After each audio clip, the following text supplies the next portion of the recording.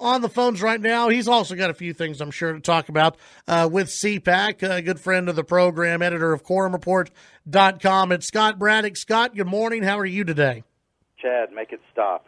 We're talking about the next presidential race already. That's right. Of course we are. Yeah, That's of course. What we do around here. Yeah, you have to. Here comes the chief. He's your buddy and your neighbor, right? Yeah, I saw that.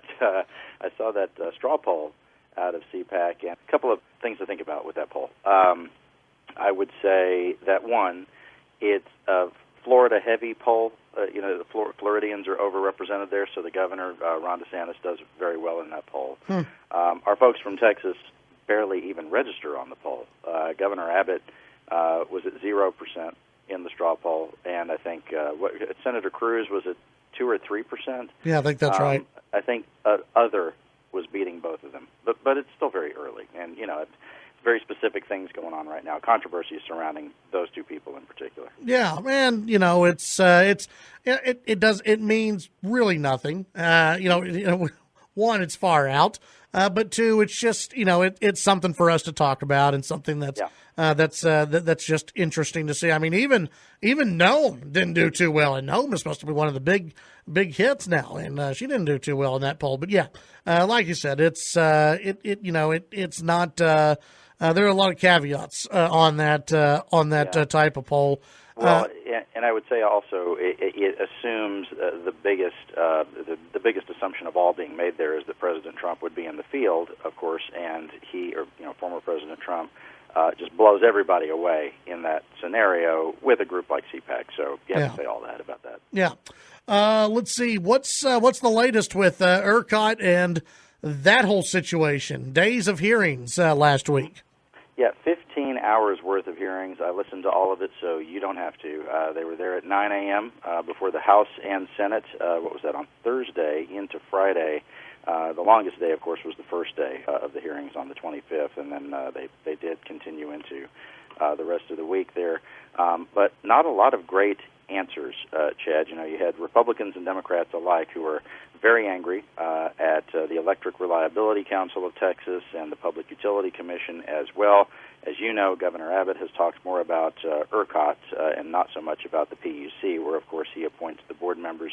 But over and over again, you heard from lawmakers. I'm thinking specifically right now of Drew Springer, Donna Campbell, Brandon Creighton, some of the Republican senators.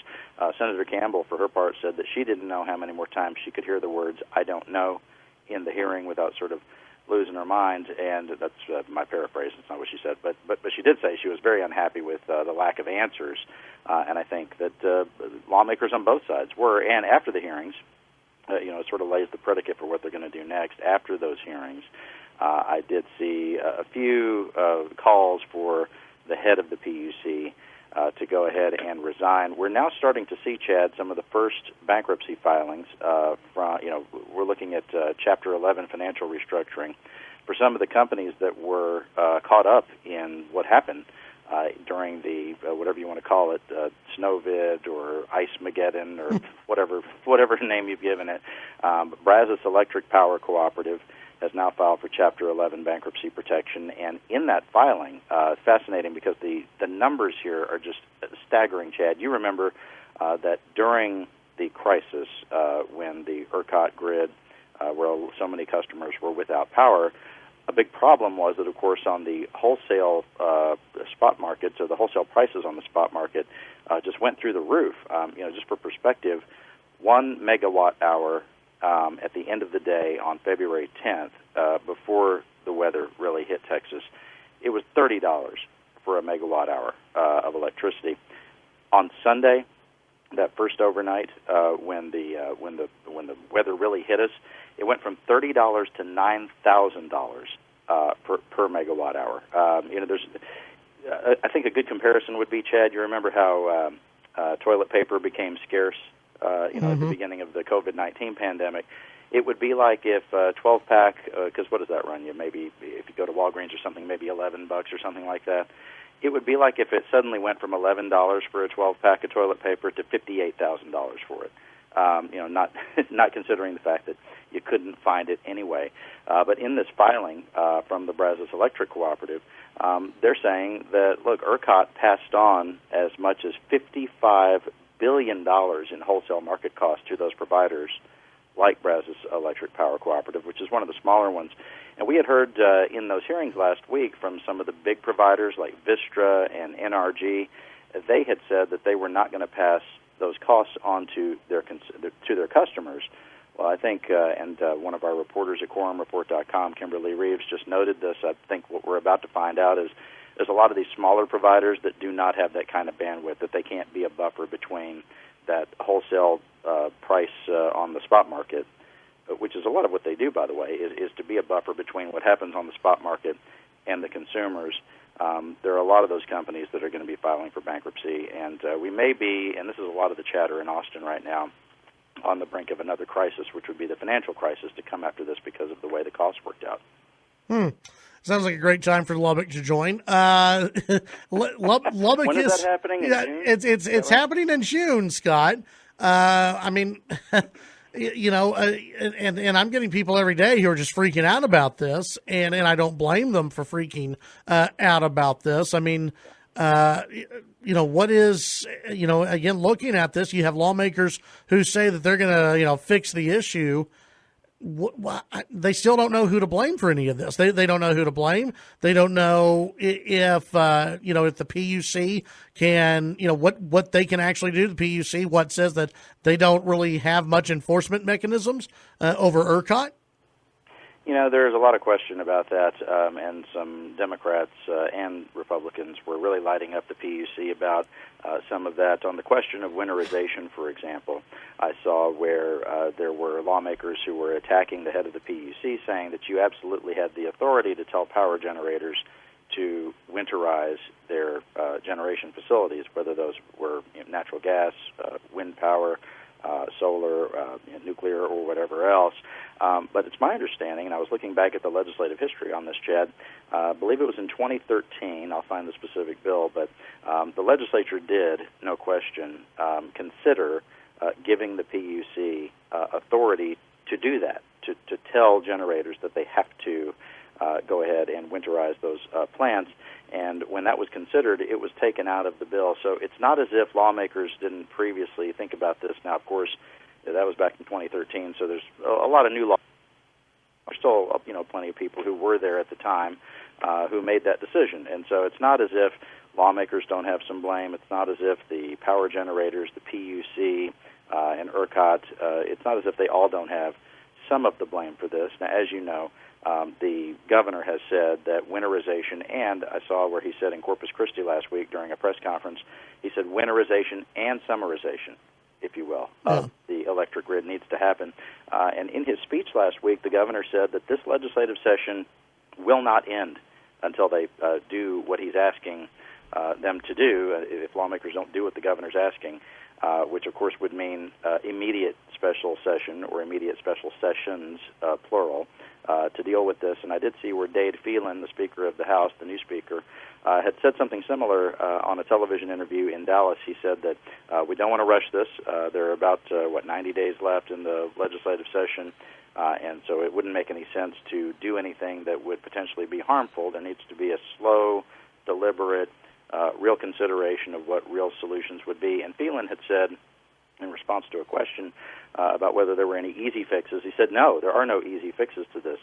This is a complex, dynamic situation, and it calls for a complex solution. They're not going to come up with that very soon. I would say that nothing motivates lawmakers, quite like telling them that they might have to spend more time in Austin, Chad. So they may get to work pretty quick on some of these ideas. You also saw last week during the hearings when Senator Creighton, who I mentioned from the Houston area, he had pressed the head of the PUC and said, do you have any suggestions? Have you come before us with any specific ideas about what we ought to do in response to this, to fix the grid? And the head of the PUC said no, she did not have any suggestions. And a lot of people seized on that and said that it seemed pretty ridiculous to them that maybe she had not given any thought to that. Chair Deanne Walker of the PUC, she hadn't really considered that yet. But I would say, in fairness, just objectively, it's probably not fair to think that gubernatorial appointees are going to have some concrete suggestions, policy proposals only a few days after the crisis, when in effect they really are still managing the fallout from the crisis as well at that time, and still making the time to appear before lawmakers. And this gives rise to this whole debate about whether the PUC members ought to be elected or whether they should continue to be appointed by the governor. I would suspect that the governor would prefer they continue to be appointed by him.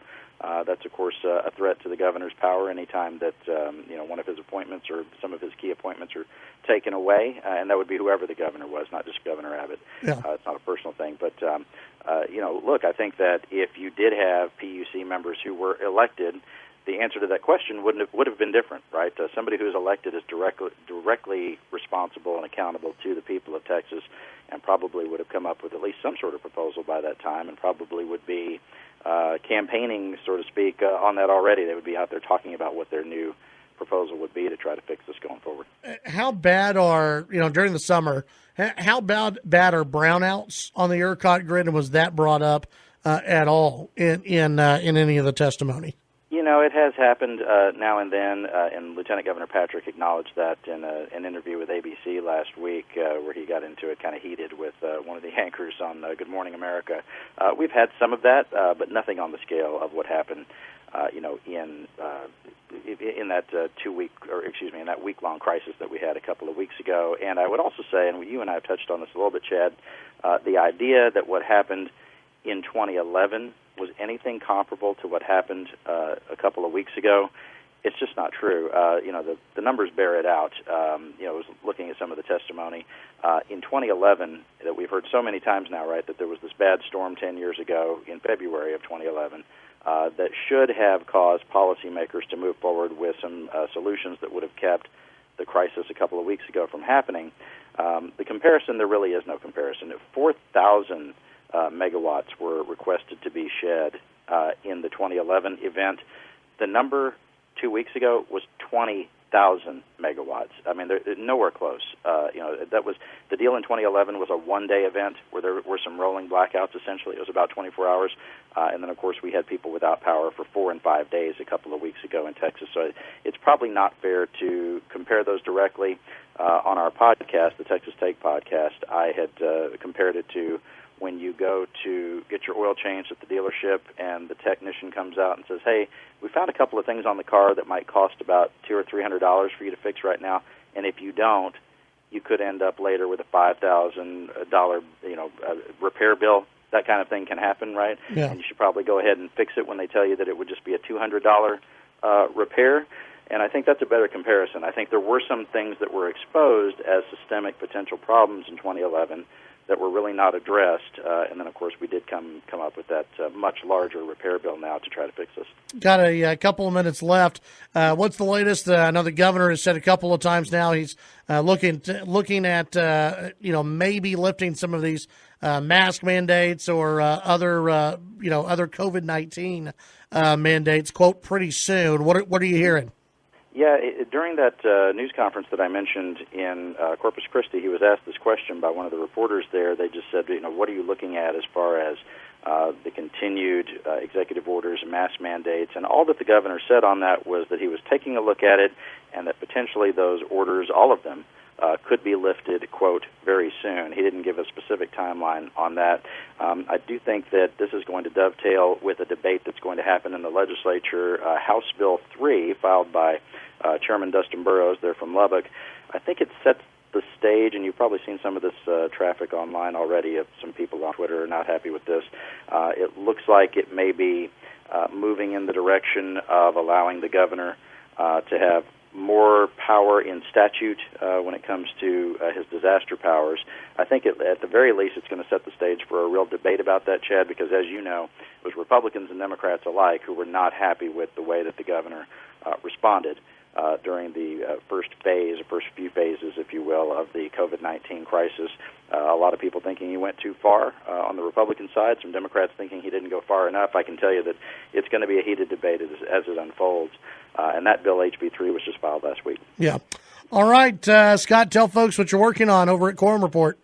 We're going to be digging into this potential financial crisis, taking a look at this bankruptcy filing, one of the first, if not the first, that was made known to us this morning from one of these electric cooperatives. I don't think it's going to be the last, Chad, but exactly how big this crisis is going to get, we're going to have to track it very closely. It could certainly mean a lot more for the Texas economy than just what happened over the course of 1 week. We got it all for you at quorumreport.com. You can click subscriptions there and get signed up, and we'd love to have you at quorumreport.com. All right. Thank you very much. That's Scott Braddock, editor of quorumreport.com. Have a great one, Scott.